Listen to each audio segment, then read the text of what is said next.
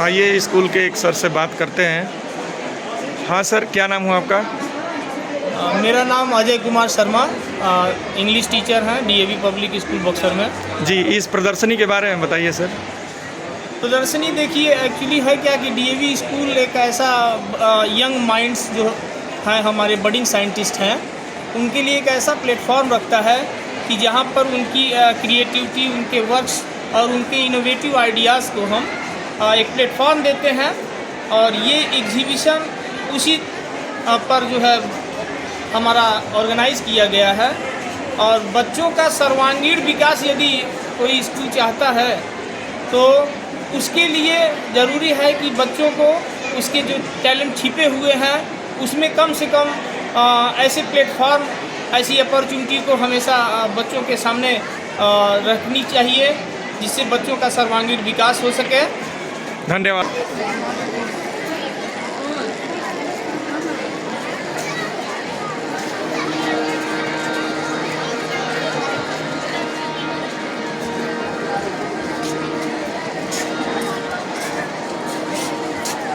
जो भी बच्चे हैं वो बैठ जाएं, बच्चे बैठ जाएं। और मैं इसी क्रम में इस स्कूल के म्यूजिक टीचर, क्या नाम है आपका? संकट मोचन मिश्रा सर को नव्या। तो यहाँ पर किस चीज़ की प्रदर्शनी लगी हुई है? छोटे से भजन के साथ आप सभी को बताओ कि इसके बारे में, आर्ट एंड क्राफ्ट के बारे में। पेपर को रोल करने के बाद बनता है। अच्छा, ये पेपर को रोल करके सारी आर्टिंग कला बनाई गई है। जी, ठीक है सर। ये सभी आर्ट एंड क्राफ्ट की डिजाइन आपके निर्देशन में बच्चों के द्वारा बनवाई गई है या टीचर भी बनाए हुए हैं? नहीं जी, से ये बच्चों का वर्क है सर। जी, आपका नाम सर? ब्रजेश कुमार। जी, आप यहाँ किस सब्जेक्ट के शिक्षक हैं? कला शिक्षक के रूप में, ड्राइंग टीचर। जी जी, तो इसके बारे में कुछ बताइए सर। ये सर बच्चों का क्रिएशन और उसका जो इंटरेस्ट है उसको दिखाने के लिए एक अच्छा प्लेटफॉर्म है, जिसके माध्यम से अपनी कला को वो दूसरों तक प्रेजेंट करते हैं। धन्यवाद सर। यहाँ पर संस्कृत की प्रदर्शनी लगी हुई है और संस्कृत विषय से संबंधित बच्चों ने अपनी अपनी प्रदर्शनी लगाई हुई है विभिन्न प्रकार की।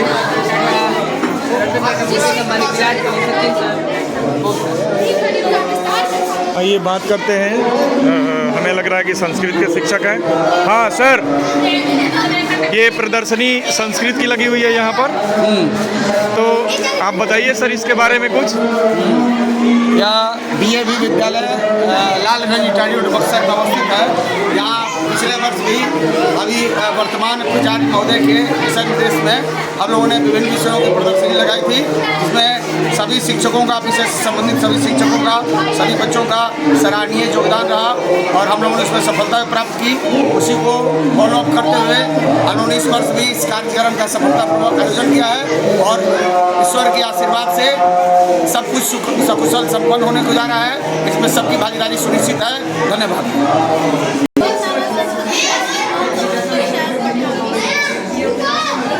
ये किस चीज़ की प्रदर्शनी लगी है बेटा यहाँ?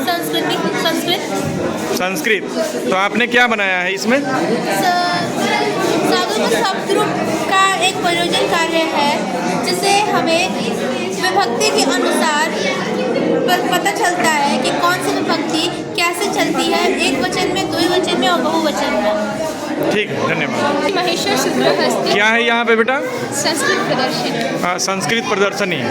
तो आपने क्या बनाया है? महेश्वर सूत्रहस्ती या महेश्वर सूत्र। महेश्वर सूत्र। अस्य रचयिता महर्षि पाणिनि अस्ति। महर्षि पाणिनि ने महेश्वर सूत्र की रचना की। नृत्यावसाने नटराज राजो ननाद ढक्काम न पंचवारम उद्धत्तावः सनकादि सिद्धांत एतद्विमर्शे शिव सूत्रचार।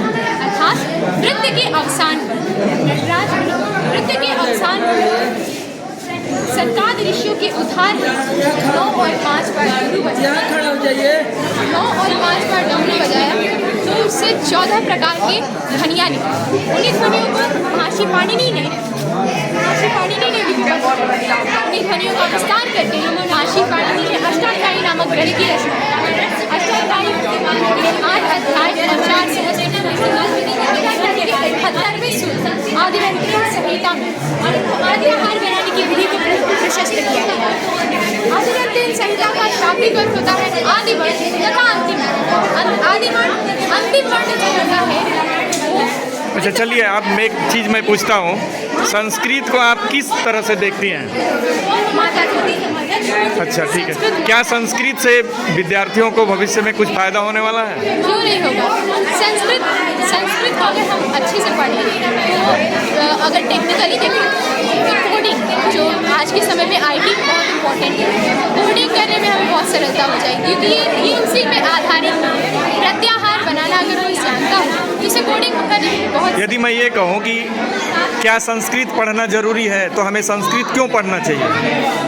उज्ज्वल भविष्य के लिए संस्कृत हमारी माता है, हमें उसको जीवित रखना चाहिए और अपनी सांस्कृतिक विरासत, संस्कृति, सभ्यता को अपने आगे आने वाली पीढ़ियों को देने के लिए उन्हें हस्तांतरित करने के लिए संस्कृत पढ़ना परम आवश्यक है, ऐसा मैं समझता हूँ। क्या सही है? सही है सर। बिल्कुल बिल्कुल ठीक है, ओके। यहाँ हिंदी की दुनिया है और हिंदी की प्रदर्शनी लगी हुई है। बच्चे बड़ी उत्साहित हैं अपनी अपनी प्रदर्शनी को अभिभावकों को दिखाने के लिए। और इसमें बात करते हैं हम, हमारे हिंदी शिक्षक हैं कोई, देखते हैं। क्या नाम हुआ सर आपका? संतोष कुमार सिंह। हाँ, आप किस विषय में शिक्षक हैं? हिंदी विषय से। अच्छा, यहाँ पर किस चीज़ की हिंदी की प्रदर्शनी लगी हुई है? हिंदी की प्रदर्शनी। आप इसके बारे में कुछ बताना चाहेंगे? हाँ, सभी बच्चे मिलजुल करके अपना हिंदी विषय के प्रति जो उत्साह है उसको उन्होंने प्रदर्शन किया है। किसी ने जो है व्याकरण को लेकर के अपनी रुचि दिखाई है, किसी ने साहित्य को लेकर के दिखाई है और किसी ने उससे अलग हट करके भी जो जैसे जीवा जो उच्चारण अभ्यास होता है उसके ऊपर भी लोगों ने अपना काम किया है। और बच्चे काफ़ी जो है उत्साहित हैं इस वर्तमान परिवेश में, जहाँ एक तरफ लोगों का विदेशी भाषाओं के प्रति रुचि है, वहाँ उससे अलग हट करके इससे ज़्यादा रुचि और उत्साह जो है बच्चों ने इसमें प्रकट किया है, दिखाया है। तो ये हम सभी लोगों के लिए गर्वान्वित होने का विषय है कि जो संस्कृति हमारी विनष्ट हो रही है उनको बचाए रखने में हमारे बच्चे अपना अहम रोल जो है प्रस्तुत कर रहे हैं। जी जी, धन्यवाद सर, धन्यवाद। आइए देखते हैं यहाँ पर हिंदी के महान कवियों के नाम। इसमें महादेवी वर्मा जी, रामधारी सिंह दिनकर जो राष्ट्र कवि हैं, सूर्यकांत त्रिपाठी निराला, मैथिली शरण गुप्त, कबीरदास जी और विभिन्न कवियों के नाम यहाँ पर दर्शाए गए हैं। इस प्रदर्शनी के माध्यम से सारा कुछ दिखाया जा रहा है। यहाँ हिंदी में एक अद्भुत प्रदर्शनी मुझे आज दिखाई दी जो कि उपभोक्तावाद की संस्कृति के ऊपर निर्धारित है। क्लास 9A की सुनीता कुमारी है। हाँ, क्या नाम है बेटा आपका? सुनीता कुमारी। हाँ, आपने क्या बनाया है? ये उपभोक्तावाद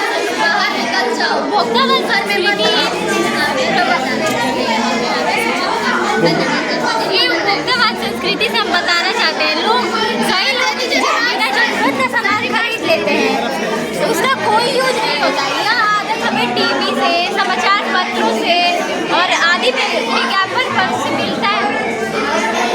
समाज में बड़े पैमाने से ये मौजूद है, इसे हम उपभोक्तावाद संस्कृति कहते हैं। तो ये आपने क्यों लगाया, किस उद्देश्य से लगाया है?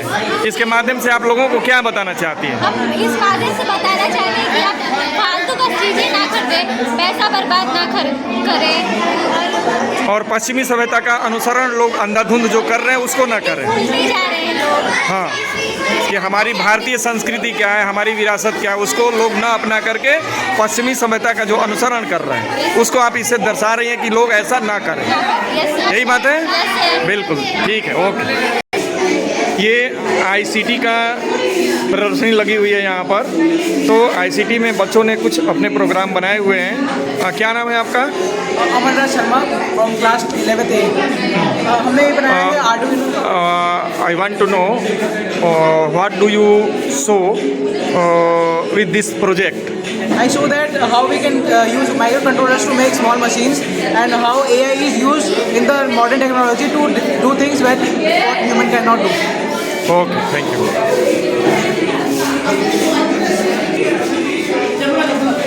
ये क्या दिखा रही हैं आप लोग यहाँ पर? Types of network, LAN, MAN and WAN. land local हाँ, yes. metropolitan area network and band wide area network. Land छोटी जगहों के लिए यूज़ होता है, बैंड सिटीज़ के लिए यूज़ होता है और बैंड पूरे वर्ल्ड वाइड।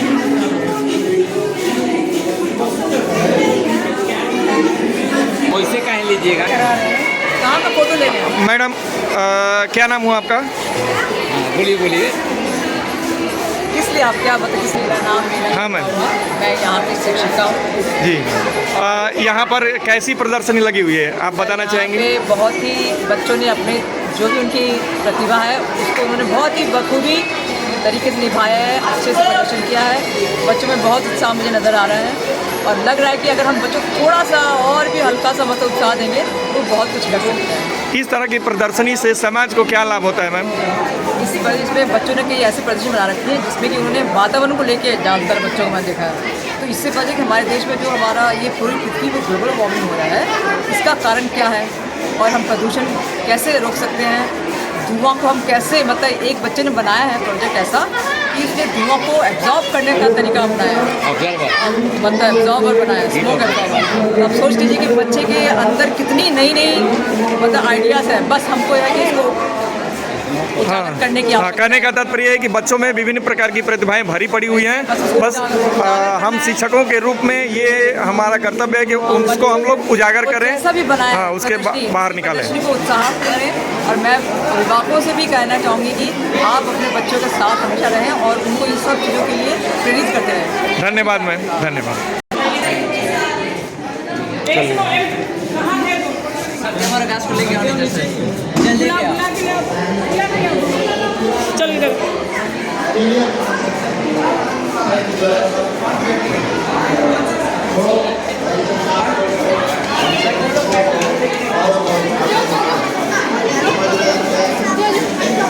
चंद्रभानु सर, खत्म करवाइए आप। साइंस में कौन सा बेहतर है प्रदर्शन? सबसे बढ़िया तो यही है। कहाँ है? आइए, अब मैं आपको इंटरव्यू भी ले रहा हूँ तुरंत अभी। कहाँ लगा? हाँ, सबका लिया हूँ एक एक शिक्षक का। हाँ। हाँ, तो आपसे भी पूछूंगा मैं, बताएंगे आप इसमें।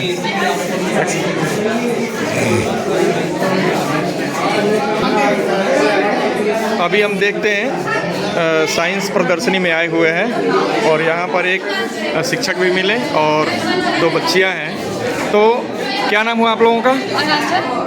आपका? सौम्या। हाँ, तो आप लोगों ने ये क्या बनाया हुआ है? देखने में बहुत ही अद्भुत है, आश्चर्य लग रहा है, एक अजूबा जैसा दिख रहा है। जो multiple reflection of theory of light पे बेस्ड है। इसका यही काम है, ये इल्यूजन क्रिएट करता है। इसमें होता है ये कि जब 2 मिरर के बीच में हम लाइट लगाते हैं तो वो रिफ्लेक्ट होता जाता है और बार बार इमेज क्रिएट करता है, जिसकी वजह से आपको लगता है कि वो असली है बट वो असली में भ्रम होता है। अच्छा अच्छा, इसको हम लोग सीखने में हाँ दिखाइए, शो करिए। अब देखिए, हाँ दिखाइए जी। जी। तो आप कुछ देख नहीं पा रहे थे, लेकिन जैसे ही ऑन हुआ आप देखने में बहुत गहरा लगेगा, लेकिन असली ये भ्रम है, इतना गहरा नहीं होता। आप इसका डेप्थ को मेजर नहीं कर सकते इमेज के देखिए। अब हम बात करते हैं, यहाँ विज्ञान के शिक्षक हैं और जैसा इनका आइडेंटिटी कार्ड बता रहे हैं चंद्रभानु गुप्ता जी। तो सर मैंने काफ़ी नाम सुना है आपका शहर में भी कि यहाँ विज्ञान के शिक्षक हैं और मैं आपके बारे में जानना चाह रहा हूँ और इस विज्ञान प्रदर्शनी के बारे में आप क्या कहना चाहेंगे? माई सेल्फ चंद्रभानु गुप्ता और मैं फिजिक्स टीचर हूँ PGT DAV public school Buxar. ये कंसेप्ट बेसिकली आप सैलून में देखते होंगे कि अगर 2 मिरर पैरेलल रहता है अपोजिट में तो आप इन्फिनाइट अपना सर का इमेज देखते हो। जी जी। ये जनरली डेकोरेशन का काम आता है या इल्यूजन क्रिएट करने के लिए काम आता है। दो मिरर के बीच में अगर एंगल 0 डिग्री हो तो उसका इन्फिनाइट इमेज बनता है। इसलिए इसका गहराई आप मेजरमेंट कर नहीं सकते हैं, लेकिन जहाँ तक इंटेंसिटी डिक्रीज करता है इसका, लेकिन फाइनली ये 0 नहीं हो सकता है। डिक्रीज करने से हम लोग नहीं देख पाते हैं, लेकिन ये ख़त्म नहीं होगा। जी जी। और भी बहुत सारे अद्भुत चित्र यहाँ पर लगे हुए हैं, तो इनके बारे में क्या कहना चाहेंगे सर आप? अंकित है, इसका एक मॉडल है जो एक्चुअल में मैग्नस ने बताओ। Sir, this model is based on the concept of eddy current. And whenever we switch on the current, we see that the ring is hanging on the air. What happens when we pass the current? The coil produces the magnetic effect, which creates a poles, either north pole or south. With that magnetic effect in this aluminum coil, EMF is produced with respect to change in time. current is induced, which is known as eddy current. In that current, what happens? Magnetic field is produced. Since it is a current, it will produce a magnetic effect. It also produces a pole, either north pole or south pole. Since if the poles are same, the repulsion takes place. You can see that again. If I press it, we see that the aluminum ring is hanging in the air. We can see the applications of eddy current are in the train brakes. We see the train is moving very fast. To stop that train, we use eddy current. We have heard that about melting of metals. We see that metals we can melt by coal wagon, but it consumes time. To save our time, we use eddy current. Okay? We have seen induction furnaces. Induction furnaces. What happens? The same concept is used in induction furnaces. We see that whenever the oil is running, the current is produced. Eddy currents are produced, which helps in heating of the induction furnaces. We have seen a galvanometer. The presence of galvanometer, the deflection of that pointer, the deflection comes through this eddy current. Similarly, the electric meters. In the old eras, we have seen the silver type rotating in the electric meters due to the eddy current. Okay, thank you. इसी विज्ञान प्रदर्शनी के क्रम में हम यहाँ पहुँचे हैं, देख रहे हैं। क्या नाम हुआ जी आपका? मानस कुमार सिंह। अच्छा, आपका जी? आप लोगों ने ये देखने में तो हमें लग रहा है कि कोई यान है। क्या बनाए हैं आप लोग? ये चंद्रयान है। अच्छा, चंद्रयान। इंडिया का इसरो का।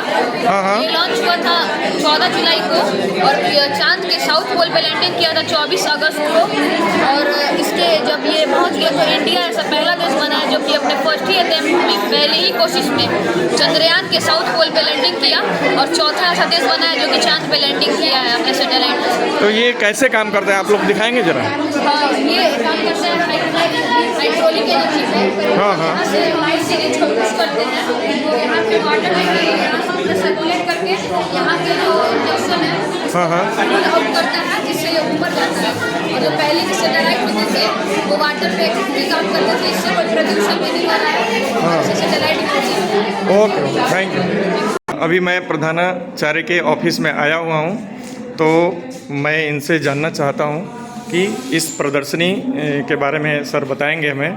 सर, मैं आपसे ये जानना चाह रहा था कि ये बहुत विशाल रूप में प्रदर्शनी लगाई गई है विद्यालय में, तो इस प्रदर्शनी का उद्देश्य क्या है और हमारा समाज इससे कैसे लाभान्वित हो सकेगा? डीएवी लालगंज बक्सर में जो प्रदर्शनी का आयोजन हुआ है, इसमें कला, विज्ञान एवं सभी भाषा और सामाजिक अध्ययन सारे विषयों पे इसमें बच्चों ने अपनी सृजनात्मकता को और अपनी क्रिएटिविटी को, अपनी नई सोच को प्रदर्शित करने का कोशिश किया है जी। यही वो मौके हैं जहाँ पर बच्चे किताबों से उठ करके अलग से सोचना और अनुसंधान के रास्ते पे जाना, नई चीज़ों को बेहतर बनाने के लिए क्या किया जा सकता है, इस पे सोचते हैं और अपनी कल्पना को अभिव्यक्ति का मूर्त रूप में अपने मॉडल्स के रूप में देते हैं जी। ये सिर्फ बच्चों में जो क्रिएटिविटी है, जो जिज्ञासा उनकी है, उनको मूर्त रूप में लाने का एक बहुत अच्छा मौका होता है। डीएवी पब्लिक स्कूल हमेशा बच्चों में ये अलग अलग तरीके से उनको इस तरह के मौके प्रदान करता है कि उनका सर्वांगीण विकास हो सके। जी जी। ना सिर्फ किताबी ज्ञान तक सीमित रहे, बल्कि ये अनुसंधान, प्रयोग और साथ साथ में खेल कूद का क्षेत्र है। हमारे बच्चे जो अभी डीएवी के बच्चे 19-20 बच्चे नेशनल्स में जा रहे हैं। सर, मैंने सुना है कि हमारे डीएवी के जो नेशनल गेम हो रहे हैं, इनकी मान्यता केंद्र सरकार ने दे दी है कि उन बच्चों को भी मान्यता मिलेगी। हाँ, केंद्र सरकार की ओर से अब जो हमारा स्टेट लेवल, जोनल लेवल का सर्टिफिकेट्स है या नेशनल लेवल के सर्टिफिकेट्स है, ये SGFI की सर्टिफिकेट्स की तरह ही मान्य होंगे। किसी भी जहाँ भी इन स्पोर्ट्स का कोटा होना है, वह कोटा में इनका बराबर मान्यता होगी। ये खुशी का विषय है। और इससे पूर्व 3 साल पूर्व डीएवी के गेम्स को SGFI में भी DAV की टीम को परमिशन दिया गया था, वो उस समय की उपलब्धि थी। और अब ये बड़ी उपलब्धि ये है कि इन सर्टिफिकेट्स को यूज़ करके बच्चे प्रोड्यूस कर सकते हैं अपने नौकरियों में या अपने शिक्षा के क्षेत्र में एडमिशन्स के लिए, और उसका इक्वल मान्यता है भारत सरकार के किसी भी खेल सर्टिफिकेट के बराबर का। तो ये सारी चीज़ें DAV बच्चों को निःशुल्क प्रदान करता है हर साल। यही कारण है कि भारतीय शिक्षा जगत और खेल के जगत में DAV के सारे जो बच्चे ही हैं जो कि इस जगत में नाम कमा रहे हैं, ओलंपिक्स में चाहे मेडल्स हो, चाहे साइंस में नोबेल पुरस्कार विजेता लोग हो, या स्पेस में जाने वाले हमारी जो सुनीता विलियम्स और कल्पना चावला हैं, तो हर क्षेत्र में इवन कल्चरल पार्ट में, फिल्मी उद्योग में भी हमारे बहुत सारे बच्चे हैं जो कि अब नाम कमा रहे हैं, बड़े बड़े नाम हैं। तो ये सबका सब DAV सर्वांगीण विकास करता है और शिक्षा, सेवा और संस्कार को साथ में लेकर के चलता है। और इसी चीज़ को सामने रखते हुए हम ये सारे कार्यक्रम कर रहे हैं ताकि बच्चों को इनका मौका मिले। सर मैंने जब गेट में एंट्री ली है तो वहाँ पर गेट पर NCC का एक बैनर लगा हुआ था, तो सर यहाँ हमें लग रहा है कि विद्यालय में NCC भी है, तो आप इसके बारे में। खुशी की बात है बक्सर क्षेत्र के लिए कि हमारे DAV विद्यालय में NCC का यूनिट का परमिशन मिल गया है। और NCC हमारे अभी फिलहाल इस साल 55 बच्चे NCC में रजिस्टर हो गए हैं, पहला ट्रुप हमारा है। अगले साल से 100 बच्चों को ये मौका मिलेगा और हम प्रयास कर रहे हैं कि कोई भी ऐसा क्षेत्र हमारे बच्चों से अछूता ना रहे। और इसमें हमारे पूरे टीम का, विद्यालय टीम का और हमारे पेरेंट्स का सहयोग सबसे महत्वपूर्ण है। और हम भी उनकी आकांक्षाओं और इच्छाओं के हिसाब से उनके बच्चों को मौके देने में पीछे नहीं हटेंगे। ये हमारे ओर से हमारे यहाँ कर्तव्य भी है और ये हमारा प्रण भी है। सर अभिभावकों के लिए कोई संदेश देना चाहेंगे सर? अभिभावकों से यही कहेंगे कि बच्चों के साथ जैसे सपोर्ट देते रहे हैं बच्चों को, और उनके उन्नति के लिए स्कूल के साथ जिस तरह से खड़े हैं उसी तरह से आगे भी खड़े रहें। और आप जिन आकांक्षाओं के साथ हमारे पास अपने बच्चों को भेजते हैं, हम निश्चित ही DAV ये हमेशा से पूरा करता रहा है और आगे भी हम करते रहेंगे और नए नए आयाम जोड़ते रहेंगे। धन्यवाद सर, बहुत बहुत धन्यवाद सर।